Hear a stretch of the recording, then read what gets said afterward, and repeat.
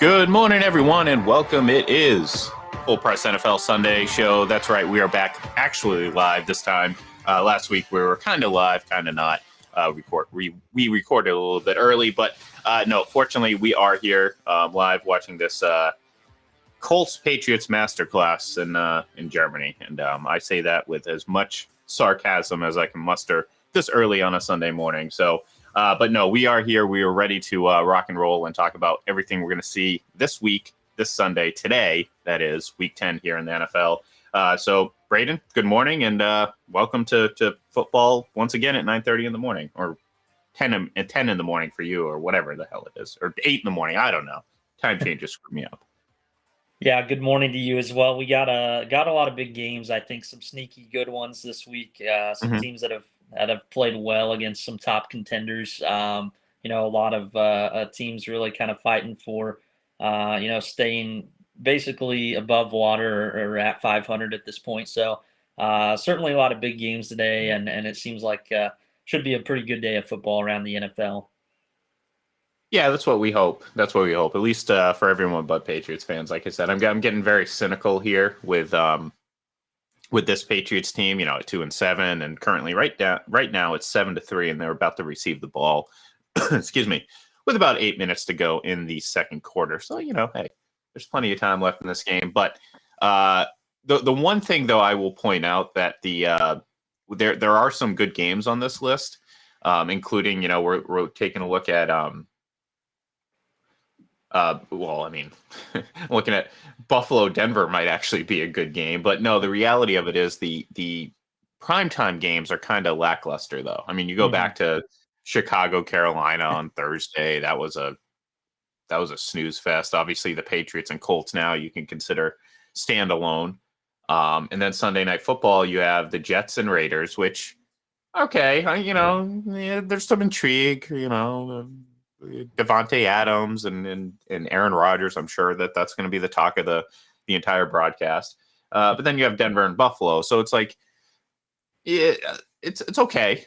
It's an okay slate for prime time, but there are some obviously very competitive games. Jacksonville, San Francisco, Cincinnati, Houston. I think might be the game that I'm looking forward to the most, just because Houston. I mean, we're on the heels of that C.J. Stroud big game.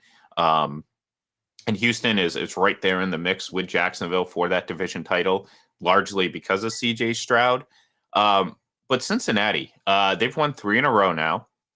They're starting to look far more like the team that I think a lot of people expected, the Super Bowl caliber team, the one where, Joe Burrow is Joe Burrow, and this offense is this offense, and they have a pretty good defense. So, excuse me, from that point of view, absolutely, I am certainly looking forward to that.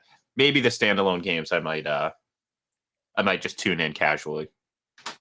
Yeah, the Houston one's really interesting too. You got some injuries to watch there. No T. Higgins, I believe. I think Jamar Chase is a true game time decision for Cincinnati. So be interesting to see who kind of steps up. I know Nico Collins also out on the Houston side. He's really had kind of a breakout with C.J. Stroud stepping in there. So you got two guys that for the most part couldn't have asked for a better career start so far to this point. For the most part, Burrow, dealt with that injury in his rookie year, but has been flawless ever since. And I think you just kind of have to accept this team's going to be a slow starter in September, and they're an October and November kind of team when they really hit their groove. And then C.J. Stroud, I don't think there's really any offensive rookie of the year race that I remember kind of being over by mid-November. I think it's a pretty open and shut case at this point for C.J. Stroud, just given the importance of the quarterback position and obviously where that franchise was just a couple of years ago. And that begs the question: how soon before he's in the MVP discussion? Because look, we've talked about it before. This year there's really hasn't been a standout guy. Particularly at the quarterback position, which we know is the favored position for the award, and rightfully so. And I say it every time this gets brought up. There's a reason why quarterbacks are favored, because they have the biggest hand in winning and losing. I look at C.J. Stroud. He's thrown 14 touchdowns, 1 interception. he has this Houston Texan team at 4-4 at a point where I don't think anyone expected them.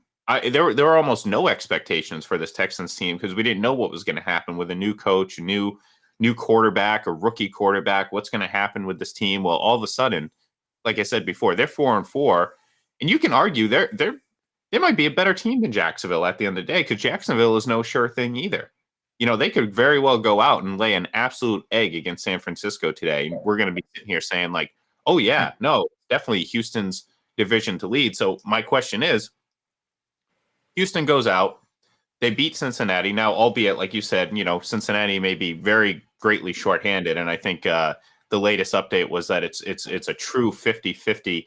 Mac Jones just got sacked again. So surprise, surprise. But it's a true 50-50 shot going into the game for Jamar Chase. So, Bengals could be really shorthanded. It's not going to matter. If Houston goes out and wins this game, there's no doubt in my mind that he should be in the MVP conversation because, again, how else do you define an MVP? Well, he has good statistical numbers, of course. But he's very clearly the most valuable player to a franchise that had literally no expectations of making the playoffs going into the season. And now, again, halfway through the year, they're right in the mix with everyone else. So I'll go back to the original question.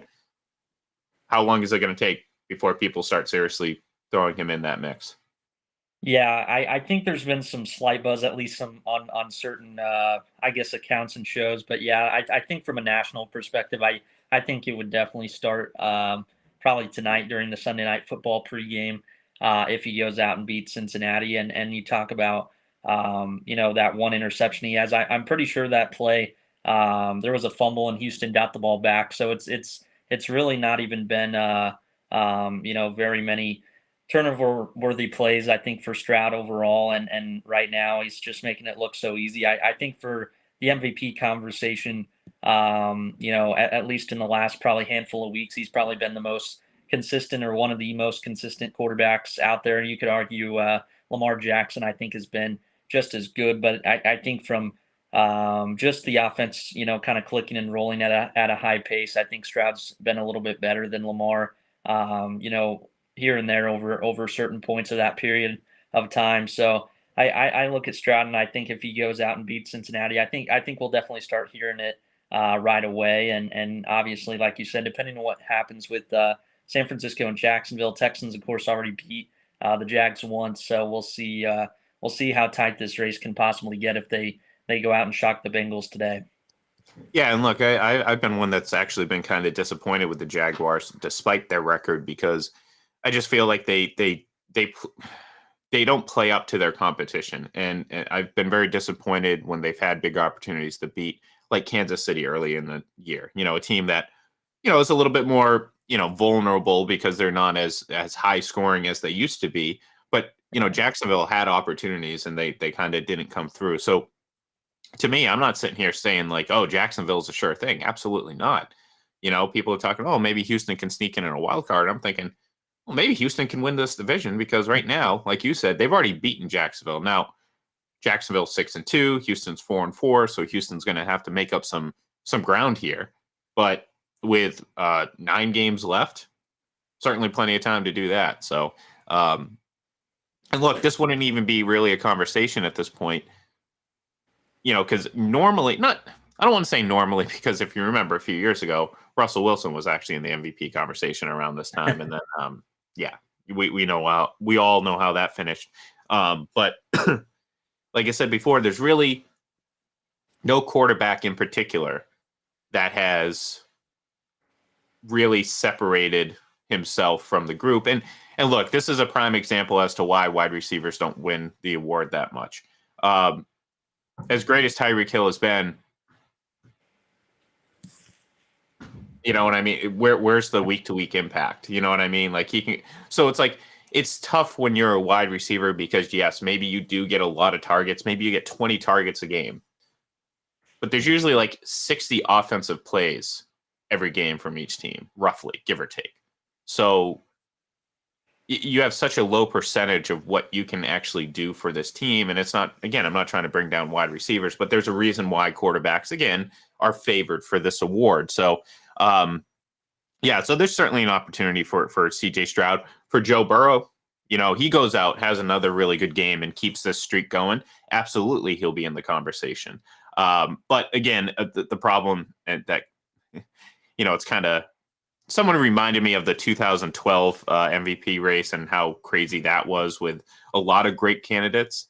I feel like it's very much similar to having a lot of mediocre candidates that you're going to get a lot of opinions and a lot of different things, and in some cases, popularity might win out. So this could be a pretty messy race, for this MVP award. But I truly believe that CJ Stroud should be mentioned in it, especially if they win today and go out and beat a Cincinnati team who's playing their best football right now. So, unfortunately for Carolina, who had the number 1 overall pick, it does seem right now like maybe they made a mistake. But apparently something's going on outside. I don't know if you guys can hear all the sirens and stuff, but I certainly can. But anyways, excuse me. Let's jump into this week's games, because again, we do have a bunch of other really good ones outside of that Houston and Cincinnati game.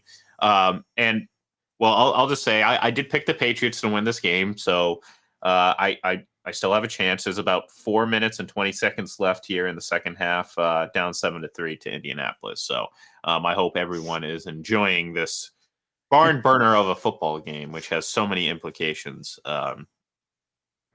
Actually, if you think about it, it does kind of have draft implications. But anyways, I picked New England. Who did you pick with this game? Yeah, I went Indianapolis. I probably would have liked them even more if it wasn't an international game. I think this feels like a kind of game, I guess, where Belichick probably would take a lot of pride in, or at least the organization, I think, would take a lot of pride in. Putting on a little bit better showcase. But so far, it's kind of been more of the same, I guess, of what you would expect. So yeah, I went with Indy, but maybe a little bit closer than if this game was in the U.S.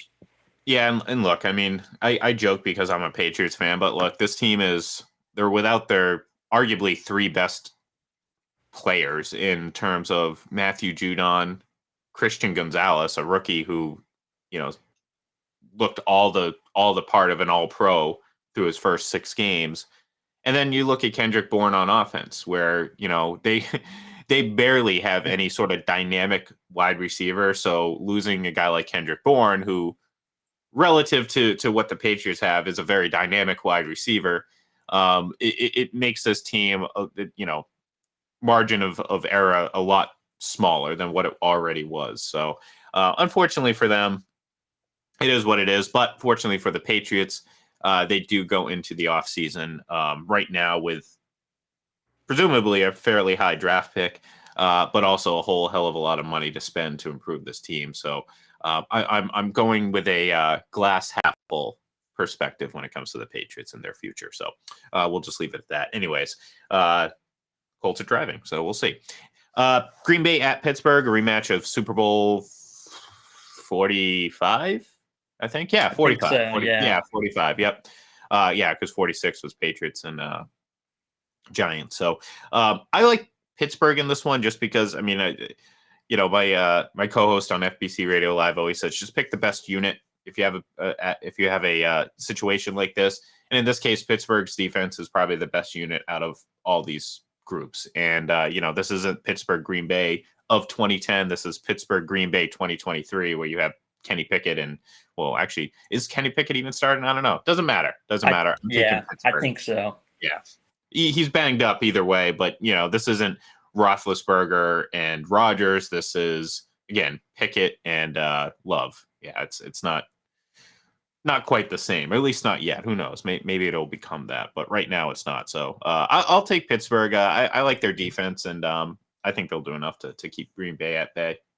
Pun intended. Yeah, I'll go Pittsburgh as well. I think this one, I feel like it shouldn't be maybe as close as it's going to be. I think Steelers will still probably make it harder on themselves than what you would expect. But compared to Green Bay, they've just been able to find more ways to win. We know they've been outgained yardage wise every single game, but I just can't see that really happening right now with the way the Packers offense is performing. You mentioned the Steelers defense, so got to go with Pittsburgh. I think they should be able to win by at least 8 or 10, but we'll see how that goes. All right, next we have Minnesota hosting New Orleans. Another kind of there's really nothing much to this matchup other than you just hope that it's a fun game if you're a fan of one of these two teams because I don't look at New Orleans as any sort of playoff contender. I mean, I don't the whole situation with Michael Thomas over the weekend. Yeah. I mean, who knows what's going to happen with that? And you know better than anyone, Derek Carr is just not a great quarterback. I don't, I understand why his teammates might love him and think he's like good for him. He's a great guy. He does all these great things. He's not a great quarterback. I mean, there's both things can be true. I like Minnesota in this one, even with obviously without Kirk Cousins. I don't think you're going to get the same sort of drama that we got last week or anything like that. But I think Minnesota wins this one at home. I got Minnesota as well. I mean, you kind of hit the nail on the head with Derek Carr. I've been really impressed with how this Minnesota defense has played. Obviously, young secondary, they're making a lot of plays on the football, but Brian Flores has been bringing the heat so often. So for that, I think Derek Carr is going to have kind of a long day.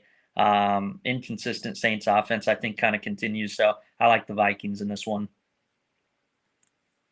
All right, next we got that Houston at Cincinnati game. I took the Bengals as much as I was hyping up CJ Stroud just a minute ago, but I think this is going to be a great game. I don't think this is going to be one of those where it's like, unfortunately, Houston came up a little bit short, but you're still going to be impressed with what you saw from both of these teams. I think you're looking at two potential future Hall of Fame, future top of the AFC type competition. So Houston. They're going to keep it close, but I'm gonna go with Cincinnati with this one. I'm gonna go with Cincinnati as well. It's just hard to pick against them right now when they kind of hit this groove. Even if it's kind of a close game, they kind of just know how to ball control and play smart football. So gonna be interesting to see if it's a close game all the way through. But yeah, I got to go with the Bengals and them kind of continue this groove that they're in right now. All right, Cleveland at Baltimore. Again, another pretty big matchup. Cleveland, they're both at the top of the division right now, with Baltimore edging Cleveland out. I like Baltimore at home here. Again, I'm right there with you. I picked Lamar Jackson before the season to win this MVP. I think he's still got some work to do because he doesn't have the glamour stats that voters generally look at, which it's unfortunate, but it is what it is. The reality of it is he's been awesome. This Ravens team, I think, can make some noise. I did pick them to go to the Super Bowl this year, but they're right there in the mix as one of the best teams in the conference. I like them today against Cleveland, who has a very very good defense. I just think Baltimore is better overall. So. Yeah, you mentioned Cleveland, really good defense. I just don't know if the Browns are going to be able to move the ball much. Baltimore's defense, I think, is top in the NFL right now, points per game allowed. So, and then you just look how they've dominated teams at home. I think they've outscored opponents 119-40 so far, beating some really good teams there like Detroit and Seattle. So I think that'll kind of continue today. They beat Cleveland pretty handily the first time. Obviously, different quarterback situation with DTR getting the start there, kind of out of nowhere, but I think it'll kind of be same old with the Ravens. Big home win, and they continue to look like one of the best teams in the AFC, as you mentioned. All right, next we have Tennessee at Tampa Bay. Flip a coin. I took the Bucks at home. I mean, like I said, I mean it's one of those games where it's like I don't know which team's necessarily better. I think Tennessee has some better talent. I'm not quite sure, but I'll take Tampa at home because you got to pick one, right? Yeah, I went with Tennessee. I went kind of, I guess, the coaching advantage of Vrabel. I think he's done a really good job these last few weeks, kind of getting this team in position to at least be competitive. With some new guys into the lineup, and I just don't know if I can pick Baker Mayfield either right now the way he's been playing lately. So I went with the Titans. All right, next San Francisco at Jacksonville. I took San Francisco in this one, and you know what? I kind of think they're going to win fairly easily. They're kind of slumping a little bit themselves, but like I talked about earlier, Jacksonville, I'm not quite sold on them, and this might be sealing their fate as a great team because, as we all know, whatever I say, the opposite happens this season. So But the reality of it is, I do think San Francisco is going to bounce back a little bit here on the road, surprisingly heading from the West Coast to the East Coast. But I'll take the 49ers in this one. I went with the Jaguars in this one. I'm actually more concerned. I know there's a lot of questions about Brock Purdy, but I'm kind of more concerned about the 49ers defense in this matchup, given how they've played lately compared to their standards. I think what we've come to know, Trevor Lawrence has been netting the ball out about as quick as anybody right now, and Travis Etienne enjoying a fine season. So I think in a shootout type game like this, I'm going to lean on the Jags offense and think Jacksonville comes up with a big time win finally this season. All right, Detroit at the Chargers. I like the Lions in this one. Should be a sneakily good matchup, but I think ultimately Detroit's they're just better than the Chargers. They're better coached. I think they have better players. The quarterback matchup is intriguing. Justin Herbert, Jared Goff, but I think at the end of the day, I think Detroit's going to pull this one out. I got Detroit as well. I did see Jared Goff kind of struggled off the bye in his last four games. I believe 0 touchdowns to like 16 interceptions or something like that, something crazy. But I don't really think this is a Chargers team that is going to give him quite as much fit. So I like Detroit in this one. Breaking news: Mac Jones just got sacked again, and they're punting away with about 1:18 left in the second half. So, Arizona hosting Atlanta. Again, kind of like Tampa Bay, Tennessee. I flipped a coin, and ultimately I went with the home team. So, Arizona. I went with Arizona as well. I just can't trust Atlanta. I know I say that a lot, but it's kind of I don't know how you can really put much stock into this team. The usage of some top weapons on offense. The quarterback's kind of going to be so extremely up or so extremely down depending on the situation in the games. And Kyler Murray being back, I don't know if he's obviously going to be his old self right away, but I think that'll at least give the Cardinals enough of a spark in this one. So I like Arizona. All right, next we have Washington at Seattle. Seattle coming off a pretty tough loss. I like them to bounce back against Washington at home. If anything, they'll use the fans and the home field advantage to kind of give them a little bit of boost. So I'll take Seattle in this one.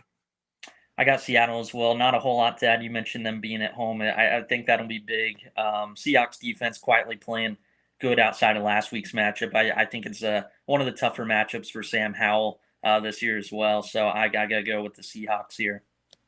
Next, we have the Cowboys at the Giants. I picked the Cowboys to win, but boy, wouldn't it be hilarious if the Giants won this game.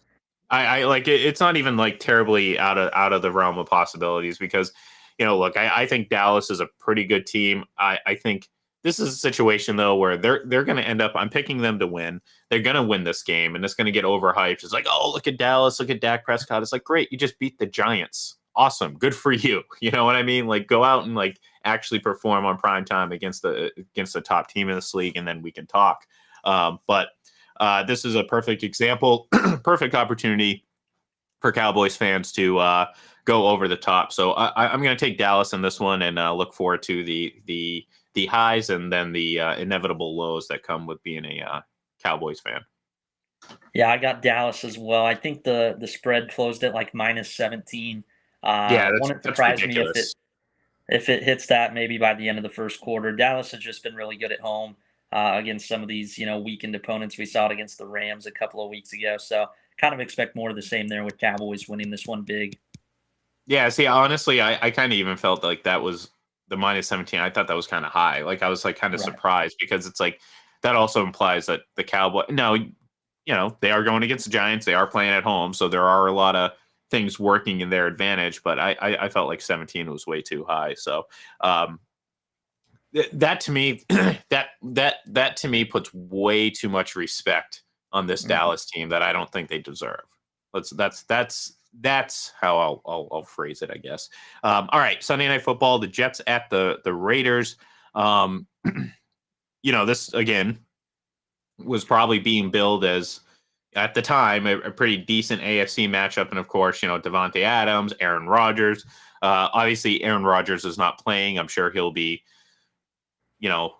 making reporters like fall out of their chairs when he walks out on the football field. I mean, again, look. These are professional athletes. They train they rehab. They're going to be back. It's like, but it's funny to me that people apparently don't understand how Achilles injuries heal. Like you're not like in a wheelchair for months. Like you're like you're up and walking fairly soon after that, and that's part of the rehab and everything like that. But nonetheless, I'm sure we're going to get half a dozen at least shots of Aaron Rodgers on the sidelines pregame, and I'm sure there's going to be a lot of talk about him and Devontae Adams and everything like that. But at the end of the day, I actually am going to take the Raiders in this one because unfortunately for the Jets, they still have Zach Wilson. And despite I think the Jets still having a pretty decent team roster, they're obviously being held back at the quarterback position, and I think that's the biggest thing here. And I think the Raiders at home, I think they might still be riding a little bit of a high from the coaching change. So I'll take Las Vegas. Yeah, I kind of went back and forth on this one. Nothing would surprise me, but I went with the Raiders. Just seems like the Jets kind of hit that wall, I guess, of just how far they can go when the defense is doing that much work and shouldering the load. I think the Raiders have found a nice balance, obviously, with Aiden O'Connell kind of taking over. Josh Jacobs looked like himself last week, finally, and Antonio Pierce is, I think, got a lot of good vibes going there. So I went with the Raiders. Might be closer than I would have initially predicted, but I think it'll come down to the wire. It'll be maybe a sneaky good Sunday night game, or at least more entertaining game than some are expecting. Absolutely. And last, excuse me, last but not least, Buffalo hosting Denver. Now, this would be a hilarious outcome if Denver were to go in and beat Buffalo. Although, as you know, maybe you wouldn't be laughing as hard because Denver has beaten Kansas City, but I think you would sleep a little bit easier if Buffalo goes out and lays an egg, which, look, that's entirely possible. I'm not saying that that's not this isn't Buffalo of a couple years ago where you're like, no, Buffalo, yeah, they're one of the better teams. No, Buffalo is dangerously close to being just a wild card team and perhaps even out of the playoff picture at this race at this point. But I am going to take them to win this game, but I feel like this is going to be another ugly, pull it out by the skin of their teeth type of win. Like maybe they have to score late and everyone can take a deep breath in Buffalo and be like, oh, thank God they won this game. But the reality of it is they're playing a lot better defense. I mean, it seems like ages ago that they gave up that 70 points. But the reality of it is they're playing a lot better defensively. Russell Wilson has had a much better season last year. This offense still isn't great, but it's functional. So I think they'll give Buffalo a game, but I think ultimately the Bills will win Monday night. Yeah, I think it'll go exactly kind of how you said. I think the Broncos will put some pressure on Josh Allen. We'll see some kind of forced throws in the coverage. I think Vance Joseph has done a good job kind of changing the coverages and mixing it a lot more recently. I believe Sean Payton. I saw something. I think he's got the best win percentage right now on Monday Night Football of active head coaches. So that kind of worries me a little bit, taking the Bills here, but I'll say they find a way. Just like you said, by the skin of their teeth. Before some tougher games come up here, I think this is one they'll find a way to get. So I like the Bills, but maybe a rare time. I don't mind seeing a Denver win in this one. Yeah, well, that's the thing. We know Denver's not necessarily going to be doing much, so to knock Buffalo down a peg would be pretty good. So it looks like the Colts are about to attempt a 57-yard field goal to close out the first half here in Germany. So that's going to be a good opportunity for us to take a watch and see if it happens. And came up just short. Okay, I couldn't tell. But yes, they came up short. So 7-3, Indianapolis taking a halftime lead in Germany, and that's going to be our cue to say goodbye. So thank you everyone for tuning in. We'll be back next Sunday, obviously, for Week 11 preview. Keep an eye out during the week for studs and duds, and of course, enjoy all the football games today. Be safe and happy almost Thanksgiving, right? Yeah, it's almost Thanksgiving. So say no to turkey, say yes to ham. Have a good one, everyone.